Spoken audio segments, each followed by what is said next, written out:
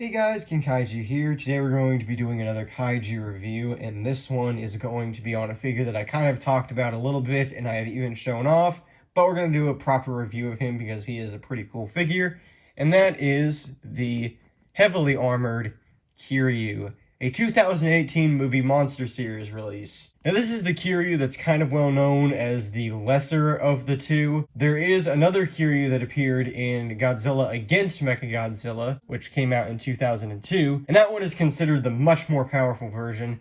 But I do like the overall look and aesthetic of the second variation of Kiryu more so, which is of course this one. So we're going to be reviewing him. Of course, let's start off with detail. And if I bring him up for a closer look, you can see that this Kiryu figure has a lot of nice details all over the body.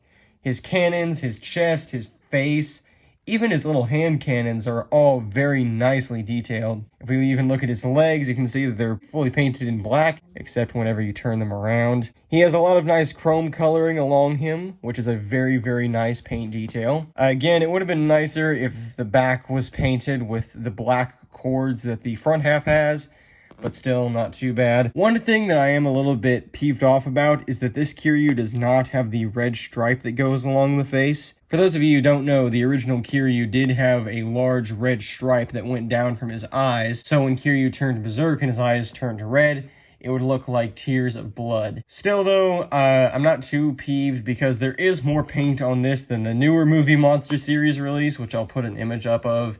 Yeah, just nothing on that, nothing. The eyes, I think, are painted, but that's about it. So overall, very, very good detail. Kind of lackluster in paint. However, I'm not going to complain too hard about it because from the front, which is what we're looking at, it does look pretty good. Now we go on to articulation, which is kind of basic when it comes to this Kiryu, but it could have been worse. His head does move. It can go 360 degrees. His arms can also move, but they cannot move 360 because of these large cannons in the back here. You could probably force it, but I'm not going to try. And if we bring him up closer, his tail can also move 360 degrees, which is not too bad either. Overall, I would have probably liked some more like at the legs, like if they could at least rotate, that would have been nice, but there's just nothing here. He's a solid brick essentially from the waist down. There is actually a glue seal at the waist, and that would have been pretty cool if we had gotten that. Like, nothing's really in the way of it. Of course, moving him to the side, this means that we're now going to go into sizing, and we're first going to show him off against the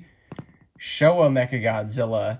Yeah, this is a figure I've had for a very long time, and of course was my first ever Mechagodzilla figure to get. This is the Bandai Creations iteration, which is pretty well known. It's pretty popular. It's a very good figure, too. Now, compared to this Kiryu here, I definitely think Kiryu has more detail in it. Obviously, this guy was made in the mid-1970s. This guy was made in the early 2000s. There's, of course, going to be some sort of difference there. Definitely a very good figure on both their parts. This one does have a little bit of superior paint, and whenever I do review him, I'll show that off, but still, pretty good sizing compared to Kiryu here. Now, there is another Mechagodzilla figure that I do have, and we'll pull him out quickly for sizing as well, and it is the Playmates Legendary Mechagodzilla. This is the first iteration of the figure, which is pretty rare, but not as rare as the second version. But still pretty cool nonetheless. Obviously, Kiryu here has a lot more detail put into it because it's a vinyl figure. In terms of paint, it's pretty evenly distributed throughout both figures. Of course, there is the red along the back for the Playmates figure, but that's more just like a rubber color, not exactly a paint. And there is also a Godzilla that we have to compare him to, obviously.